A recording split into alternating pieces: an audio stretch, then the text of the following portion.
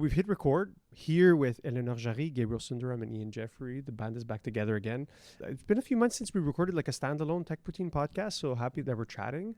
The last podcast we did was, I guess, unofficial TechPoutine, but it was the North Star event, right? So we were thinking maybe to start with a bit of a recap since we're all on stage, talking about the event. I think the event seems to have been pretty successful.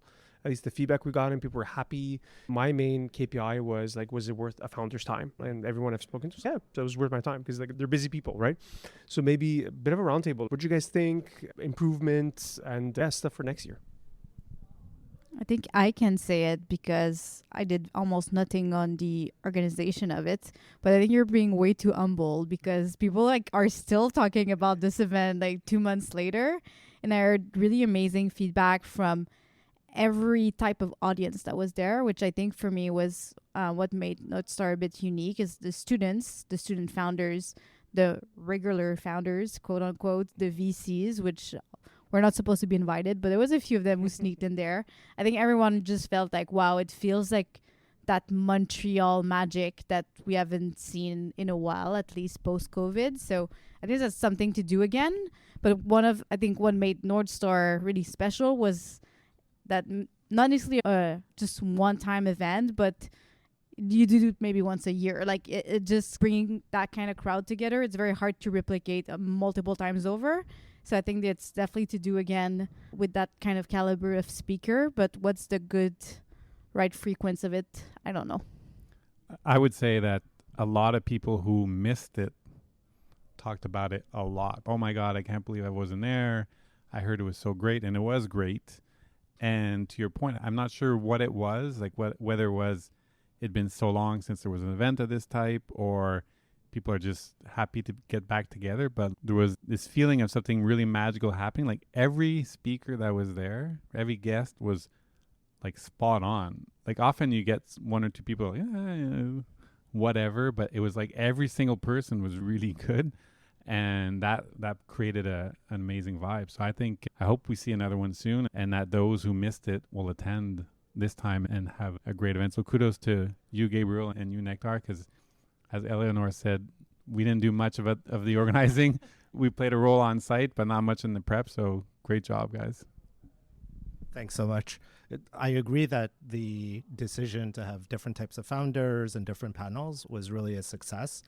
The thing that stood out for me was a lot of people were very impressed with the student panel.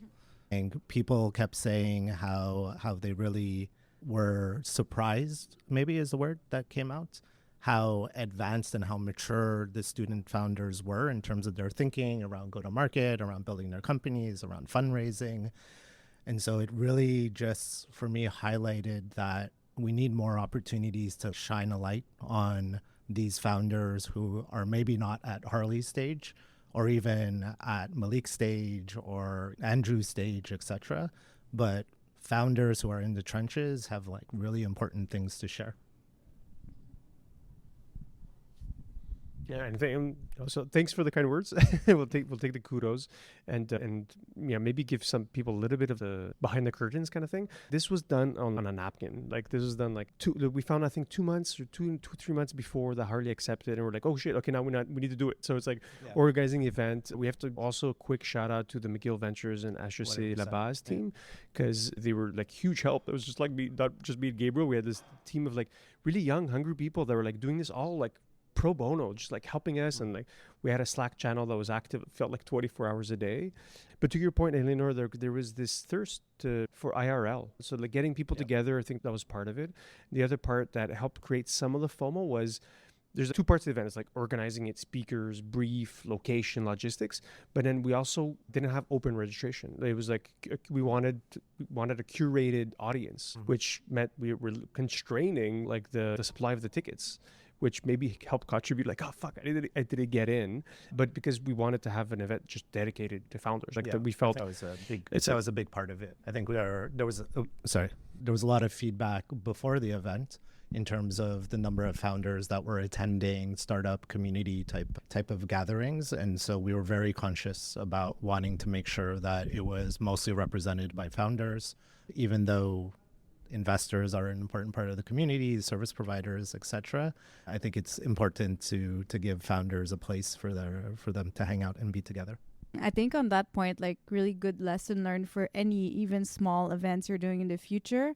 I actually even took to myself to back to the firm at Bright Spark is it's not just curation to set the bar to a certain standard, but really be intentional about the mix of people and like the weight of each category. So I think you guys did an amazing job thinking like, oh, we need students should be around a third or half of this group in the audience, and really think like what makes a really good group of people for a networking event. And then if you triage and go invite first, then like you dictate what the total makeup looks like, versus if you just open and hope that you get a good balance between the different kind of guests. And let's not forget the poutine. It was really good. No, but I think also maybe less in more recent time, but there was a point in time in Montreal where it was basically the same guest speakers all the time. And at one point it's like, all right, like we've heard enough about from this person or that person. And I can't remember last time Harley, I guess maybe at Startup Fest, but before that in an event of that size in Montreal hadn't happened. Dick and Anna and others, like they had not been on stage for a long time. I think that helps too, right? Because or else you always get the same stories, the same advice, the same yada, yada, yada, right? So it was good that there's completely different mix of people. And of course, the students, no one really knew them, so that contributes to that. And I think that's an important thing for future events. I just wanted to double down on the support that McGill Ventures and HSC provided. Honestly, like they reinvigorated my belief and hope in the startup community in Montreal, because I was actually in a pretty like dark, depressed kind of perspective in terms of where we were as a community. And to work with them, and Nectar said the amount of energy and excitement, enthusiasm, and belief in what Montreal could be was really infectious. And so I know, Eleonore, you get to surround yourself with the Front Row Ventures folks, and so maybe you get a little bit more exposure to that. But for me, it was a really great experience working with them. I guess maybe the last topic on North Star is like the what's next. And I think I'm going to take advantage of having Ian and Eleanor in captive podcast situation to get their feedback on the record. So maybe I'll talk about a little bit about the why. We did speak about on stage, but it's this notion of inspiring entrepreneurs, and as this in-string double entendre, where it's like we want to inspire the next generation, but also have inspiring entrepreneurs on stage. So that's like the why we did it, and having the mix of students in the room but on stage, I think was also different in terms of an approach. Yep. And then I'm gonna veer off course, but I'm gonna come back to North Star. I attended this event last week called the Socratica Symposium in Waterloo, and it really got my juices flowing thinking about what's next for North Star. For people that are not familiar about it, very briefly, it's just, I don't think I'd explain it that well, but it's like this thing organized by students in the University of Waterloo.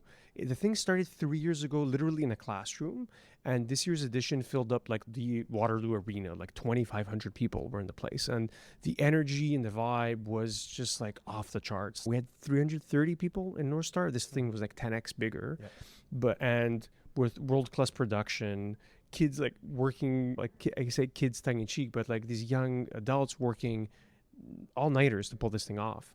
And in the service of what they put on stage was like these 9 passion projects. It's not even startups. It's like I'm writing a book, or I'm doing this with a robotics thing. And it really made me think a little bit about North Star and wow, okay, we need to up level.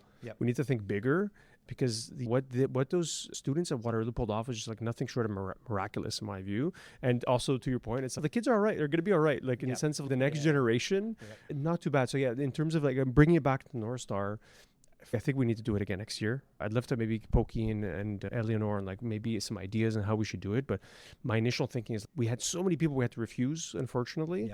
So it's, let's find a bigger venue, get great speakers again. And like, I would challenge that actually. We talked about how, so the plus side of doing it in a bigger space is more people get the exposure.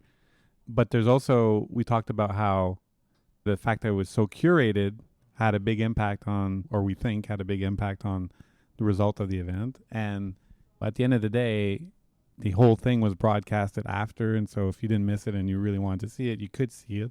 I think there's something special about it being very curated and exclusive.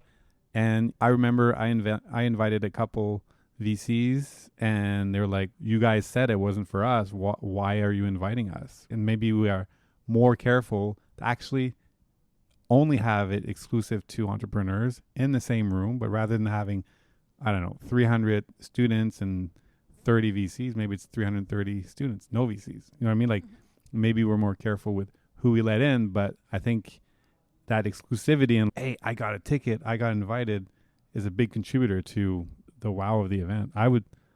At this point, I would challenge the idea of having a bigger space, personally. Yeah, I think I side with Ian on this one. One thing, without making it too long, I was happily surprised to see people show up early in the day. So I think if we want to expand the content and even put different perspective, maybe it's a longer thing with different blocks. And then one way to get a bit more people in the room is because then you can come for 1 to 3, and then 4 to 7 is another set of speakers and so on, and you can opt in for 1 or 2 blocks, something like that. One thing that I'm changing subject, but I'm really curious to see how Tech Week in Toronto will do in not making it a fully organized conference, but inviting folks to do like-minded event around the same time of the year. Or maybe an idea to play around with was like, can we do that for just a day? Made this the day where like it's your day to be inspired in Montreal. Like, we're hosting this thing for North Star, but if you want to host stuff in your office, if you want to do something around this, if another university wants to jump in and do something, we'll advertise it as like the day, and take the day off and come get inspired and spend time with people. That reminds me a bit of Startup Open House, right? Where folks can host people. Is that still around now? Is it? Yeah. It's happening yet? So it hasn't been officially announced, I don't believe, but the rumors are that we'll do something in the fall this year. And from what I understand, there's going to be an expansion where it'll be potentially multiple days and something a little bit closer to Tech Week. Yeah, that's the rumor. Like maybe a Montreal Tech Week. And again, I think it's still super early. Yeah, so I don't know if it's officially early, that. But there seems to be demand. But to Tech, maybe talk a little bit about Toronto Tech Week. Maybe some other events. I think that was on the docket, but we can bring them up now. I'm definitely going to attend Toronto Tech Week, and I'd heard about it from a friend like maybe a year and a half ago. I remember bugging you about it. A buddy of mine went to the New York one, and he was like, came back, amazing. You could attend any events, and so you had this like grassroots where anyone can sign up for an event, and then let the best events win. In essence, like the ones that are most popular, are the ones that attract the most people. But then also you had these like flagpole, the big VCs or the bigger startup companies are doing bigger things. So yes, you have your bigger events in the evening, but then you can go to the 5-person startup demo at their office, which I like that essence where it's across the city. It's a celebration of all the startups. And I think that's been some of the criticism thrown at events, at least in this city, has been like, where are the startups? Where are the entrepreneurs? And this is really focused just on startups. And kudos to the Toronto Tech Week team. Like it seems to be, at least so far, gaining a lot of interest. And I'd love to see one here. There's no dumb questions, so I'm going to ask a dumb question. What's the fundamental purpose of it? What's the objective of this event? What are they trying to get out of it? For Tech Week specifically? So I believe the first Tech Week was in San Francisco, and then they did LA and then New York.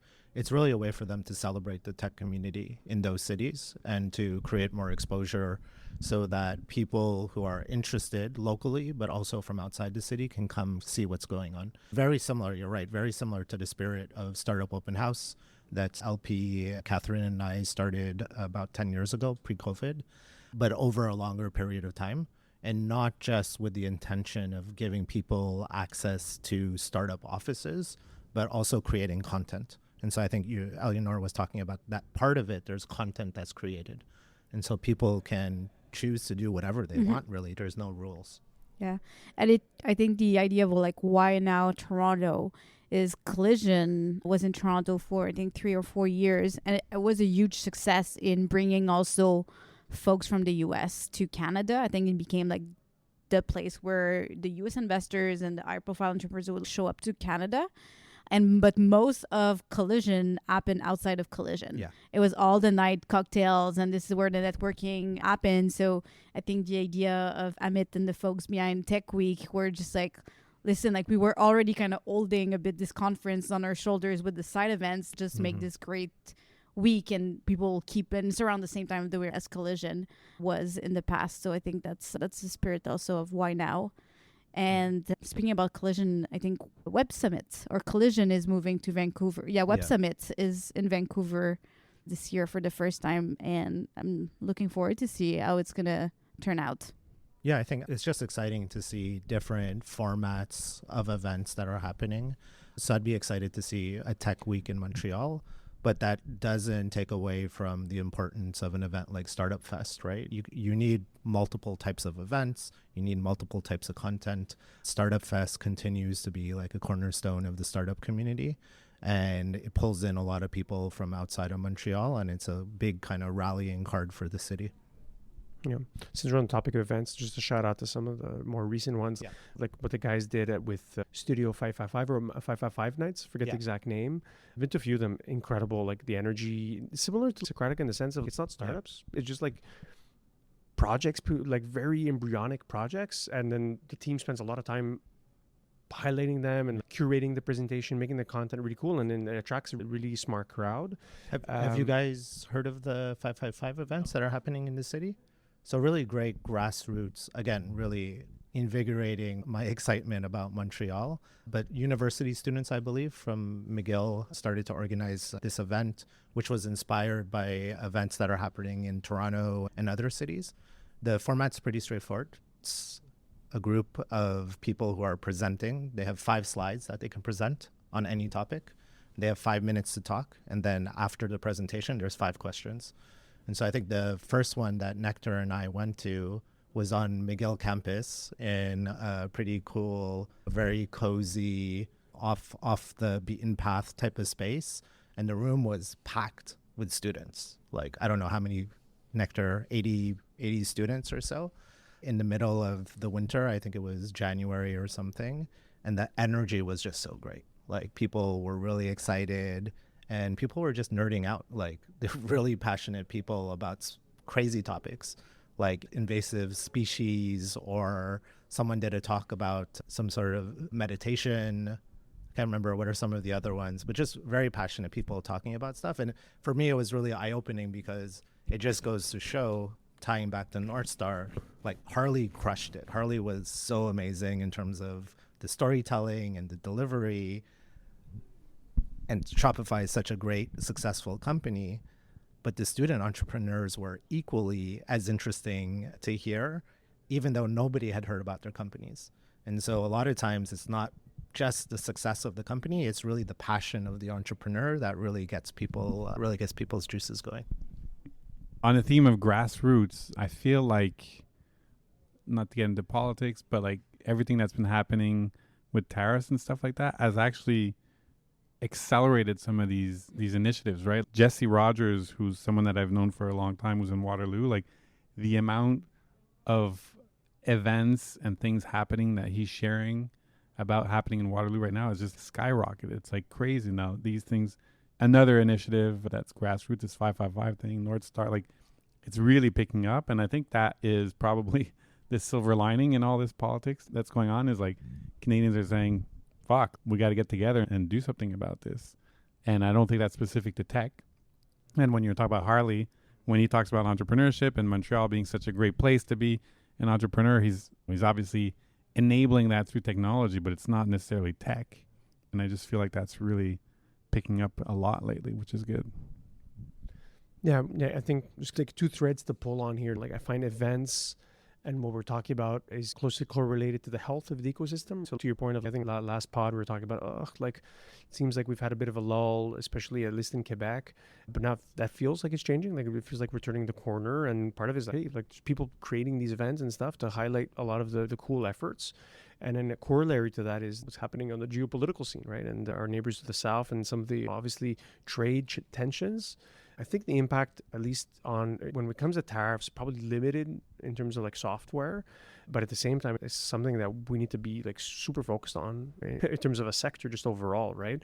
If you think about like just venture capital investing, if you think of like how a lot of founders want to go to the US, not sure if that's changed. You still see it as the siren swung. and also this rise of a little bit of Canadian nationalism, which is maybe not a bad thing. At the Socratica Quite thing, a it's- bit. yeah, Quite a bit. I'll say one thing is like at the Socratica thing, it started with everyone standing, we're singing the national anthem. I'm like, wow, okay.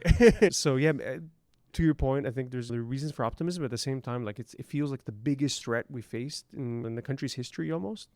At least let's say since, let's say, the 1995 referendum, right? Where it's like a big threat on, like objectively, even if you're pro against, but it's like a threat of the country separating. This feels like a bit bigger. Yeah, I agree. I not that I have data on this, but just deductively, I definitely feel like there's a surge of people wanting to work together as Canada. Like nothing brings people together like a common enemy. And I think also just as an economy that has been less productive in economics terms and maybe less focused on winning versus our neighbors of the South, especially in tech entrepreneurship, I feel like that's changing. Like maybe some of the tension and the stress around the situation are making people say, let's win. Let's make sure like we can build this on our own and we can compete on a global scale. So there's definitely that sense. It's hard to put numbers around it. I think it's still very recent, but I do feel like it's giving a good shot of energy to our ecosystem overall so far. Yeah, I agree. Definitely. It's been nice to see that the reaction has been to come together and to rally together. What I'm hoping is that a lot of that motivation actually turns into action. I think a lot of people are wound up or pumped up, depending on how you want to look at it. And it'll be great to see that translate into meaningful change. Yeah. What do you guys think about the upcoming elections? It feels like the most important elections in our lifetime, and maybe not to get into who you're voting for, but like just some color on obviously how you feel it'll impact tech. Already, maybe I'll start with, I think it was Carney that's removed the capital gains tax, he's cutting the carbon tax, etc., which were like long-standing conservative positions. So at least hats off to the realizing what he thinks is a mistake. But yeah, it feels like the most consequential election of the past 20 years easily.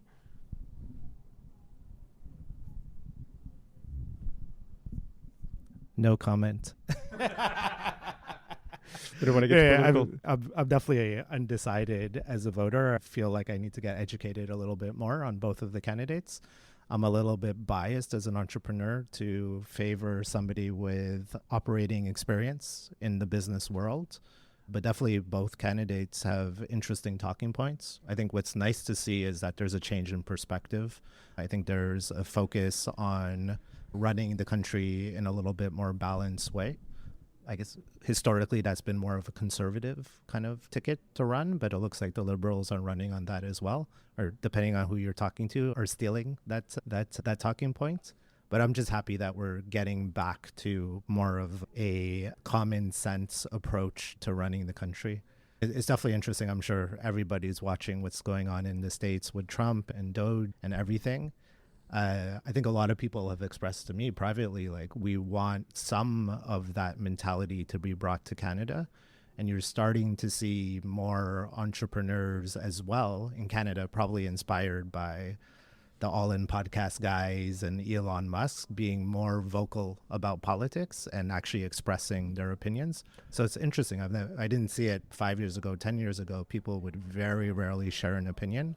I haven't been that active on it, but I see a lot of people on LinkedIn and Twitter really expressing their political views, which is good. I think we should be active. We're transforming the TechPoutine podcast into a political podcast. Where it's like, we'll talk about tech, we'll talk about politics, but maybe it's like the one, maybe tie into tech has been this whole effort around Build Canada. We were speaking about a little bit before, which I think is pretty cool and is okay. Like there's stuff that we could fix. So maybe curious to get your thoughts on what you guys think of Build Canada. I know it's still like very much just content.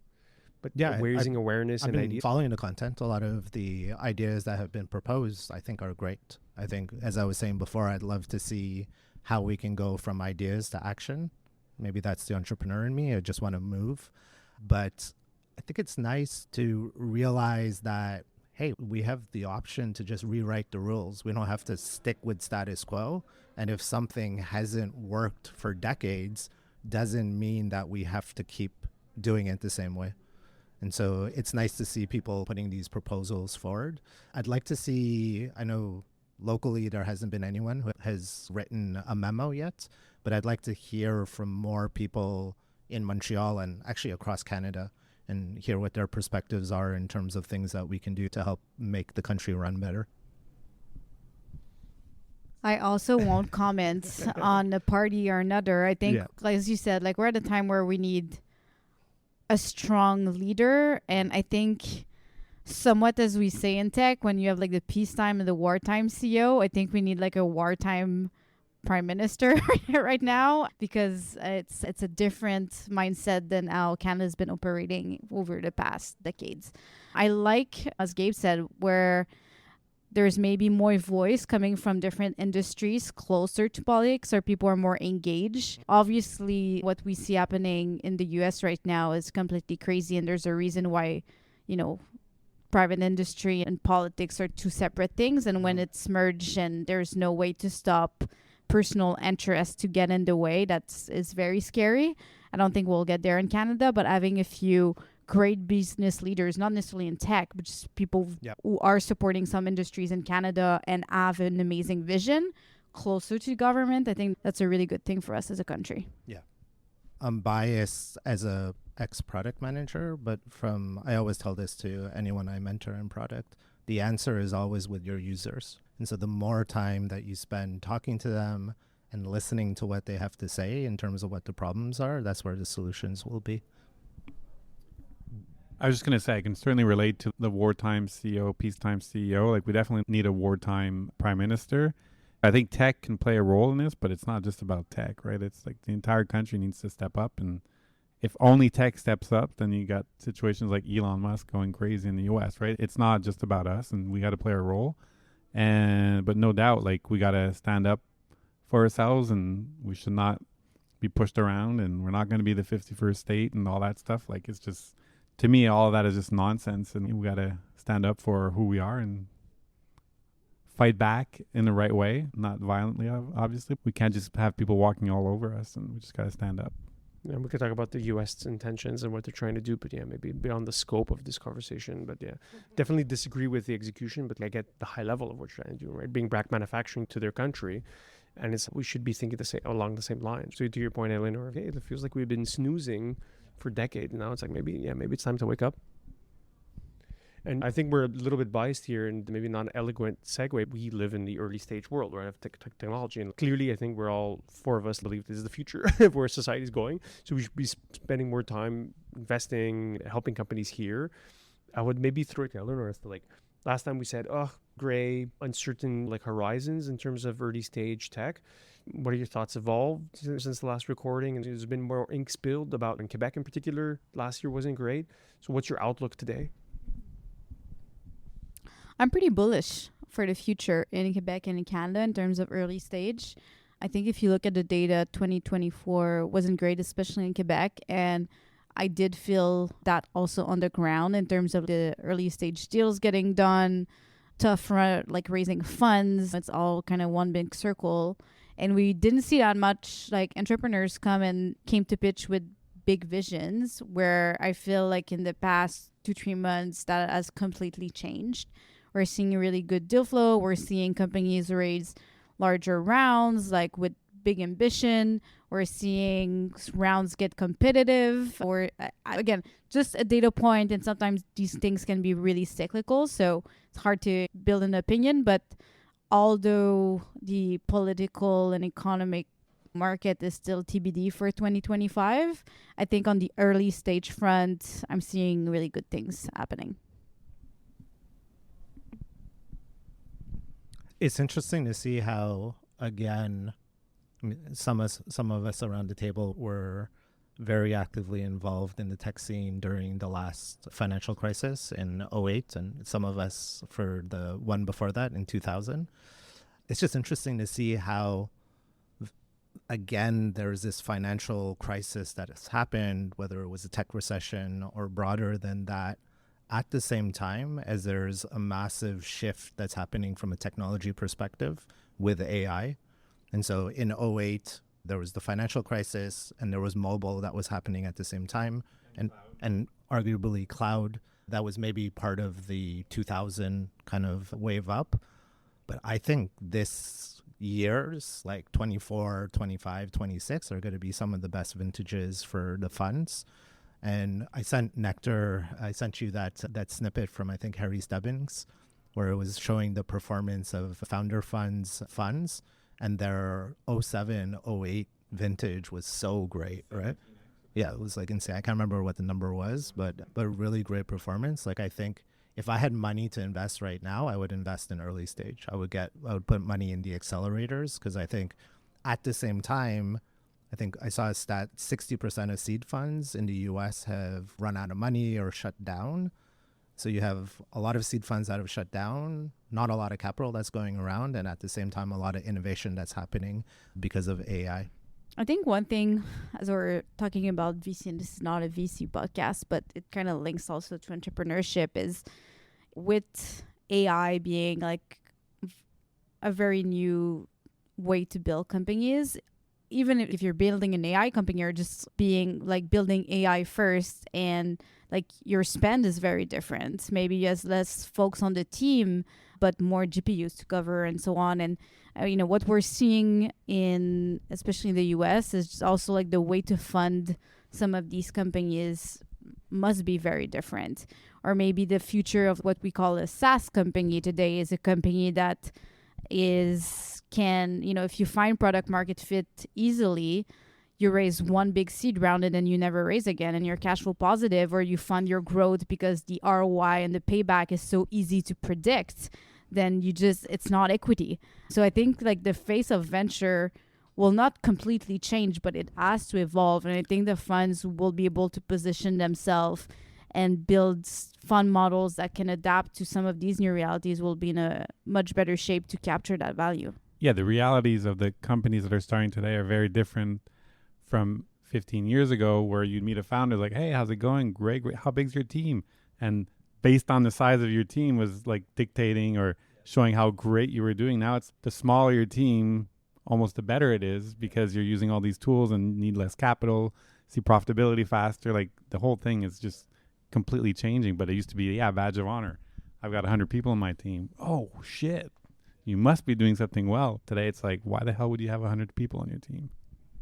The new flex is how much revenue per employee. Yeah, exactly. That's right. Yeah. So bringing back to your point, Gabriel, about like kind of the cyclical aspect of tech. In early days of cloud was 2006, AWS, right? So that democratized access to compute to a certain extent.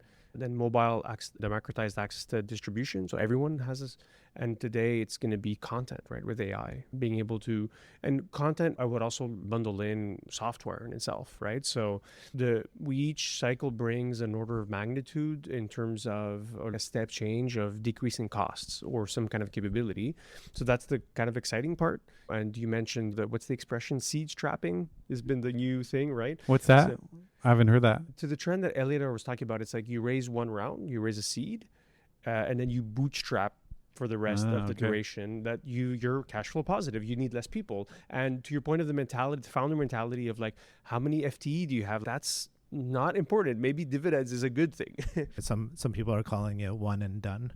Raise one round and then you're done.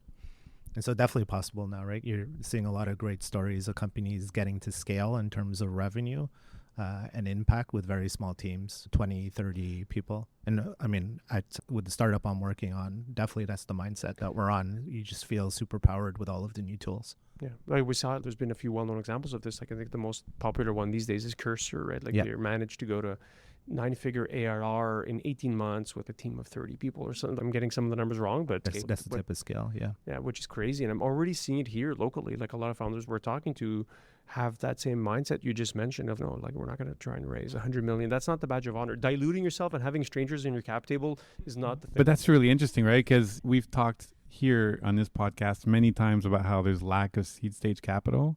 But by the same token, we're saying founders are looking to be one and done, but they can't have access to that. Like, why is there not more capital at the seed stage if that's the new game, which is you raise once and you're done?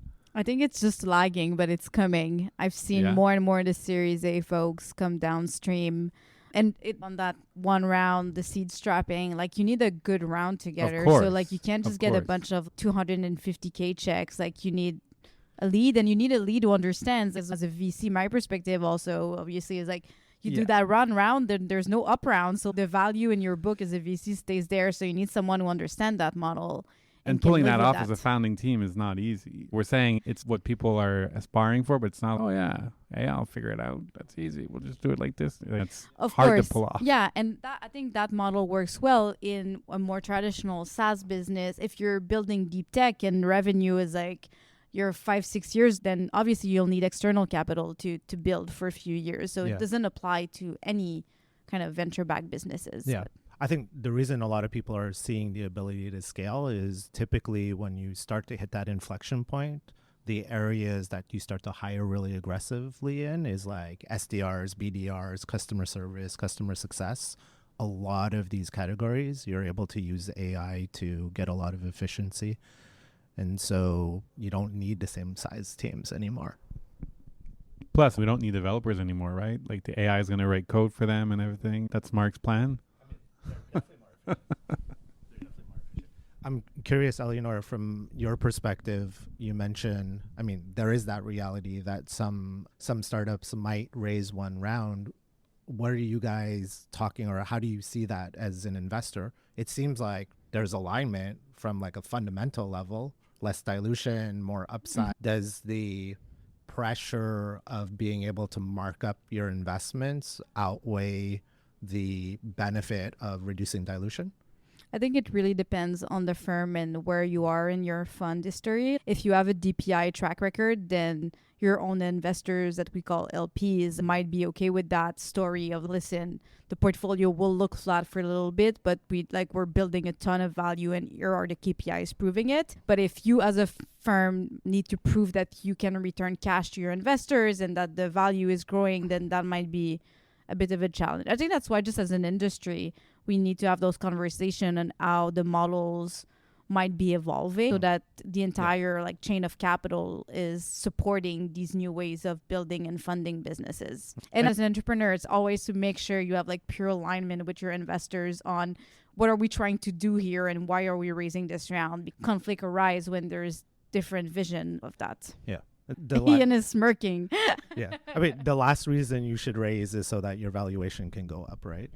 And there's different ways to value companies as well. I remember at Real, we had a few companies that just refused to raise. The founders didn't need the money. They were scaling super quickly and they just scaled on revenue. And so we had to figure out a way to benchmark their valuation as it increased based off of the revenue. So it's definitely possible. I would just say it's like, who cares? Like, the founders building a business for themselves. And I think the VC should adapt to how that's done, right? It's if revenue and profits are going in the same direction, then everything else shouldn't matter, right? Oh, we need a markup or whatever. So like that's all fictitious. For sure. So yeah, I just think it's, I feel to your point, it's like historical importance right now in terms of like where we are. Right. Everything needs to be built. So yeah, a little bit of a mad rush. I feel like going back to urgency and having more funds in market. I'm obviously super biased it's on this viewpoint, but it's like, yeah, the stuff that can be built using these new type of technologies is all being done now. If there's less capital in the market too, right? Like those who get the investments are, in theory, should be stronger companies if the investors are doing their job correctly, right? There's less of a spray and pray and it's more of a laser focused type of investment. And if these tools help you do things cheaper, then even better for the entrepreneur. He or she's not diluting as much. There's definitely some really positive in all of this. And like you said, should be a good vintage. And by the way, I was joking about not needing developers. Of course you need developers. They're just going to be super powered. I think as an entrepreneur, it's really exciting for me to see it unfold. I think I'd say the second cycle of seeing a massive technology shift in the market. The first one being cloud or the internet, then cloud, then mobile, as you were saying, Nectar. And now it's exciting because you've seen the patterns, and so you can just see it playing out in slow motion, and you know where to jump into the opportunities. And so it's really exciting times. Another trend that we're starting to see in Canada is like tech entrepreneurs or like tech folks going to entrepreneurship on more like traditional businesses, either buying back some traditional businesses that are super low tech or inefficient, a bit like a search fund or PE model, or starting something from scratch, but building it like tech first so that they can outbeat the competition and generate much better EBITDA than the competition. I think that's super important, like in terms of, again, productivity in our country. Like it's not just about tech, and entrepreneurship is everywhere. And I see a lot of people like my age are just, screw building a venture-backed business. I'll do something like that. I'll own my business. I know I can do it. A lot of people at time folks kind of face the hard realities of doing a traditional business, and then instead of just building software that can be built anywhere with all smart people. But I think that's a really interesting trend we're seeing in entrepreneurship around Montreal as well. Yeah. It keeps getting more and more blurry in terms of what the borders between tech businesses and not in tech businesses are. It's like usually, like even 5 years ago, anything services was off the table as a tech business.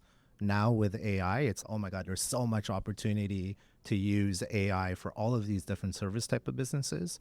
And so I think you're right. There's a lot of excitement that I'm seeing from entrepreneurs who see these industries that are just so ripe for disruption because they've taken so much manpower to be able to operate, and to be able to use AI to just completely flip the script is really exciting. So maybe Harley was right. Maybe Montreal has that potential to be the most entrepreneurial city in the world. You talk about entrepreneuriat, I think in French. It's a huge thing right now, right? There's so many businesses that don't have any type of continuity. Like there's no plan for the business, and there's a lot of opportunities. And hearing that folks are gravitating towards those types of business, to me is good news, because you've heard me say multiple times, like one of the big problems with tech entrepreneurs is they think the objective is to raise venture capital, and it's not. It's to create value. So if people can start seeing more in that, that's what being an entrepreneur is about, seeing something that needs change and needs to generate value, not about raising VC. And VC is an enablement if needed, but I think that's positive. If you're seeing that as a VC, that's great. It's really good. Yeah, it's not about raising venture, but not about building a product. It's like you said, it's about delivering value at the end of the day. And that value doesn't necessarily need to come through what we used to consider as software or SaaS or whatever. It's really, everybody's talking about outcomes and how can you deliver outcomes regardless of whether it's through SaaS or through AI. And there's a whole conversation around pricing and how pricing will work in the future, more being outcome driven. Maybe a good way to end the conversation. I just want to thank everyone. I think really good talk. And I think maybe on the AI point as a final thing, maybe the next conversation talk about, to your point of what we're seeing as trends, like services is one, business models another. I want to pick Eleonore's brain. So I think with that, guys, thanks so much for your time. Always fun.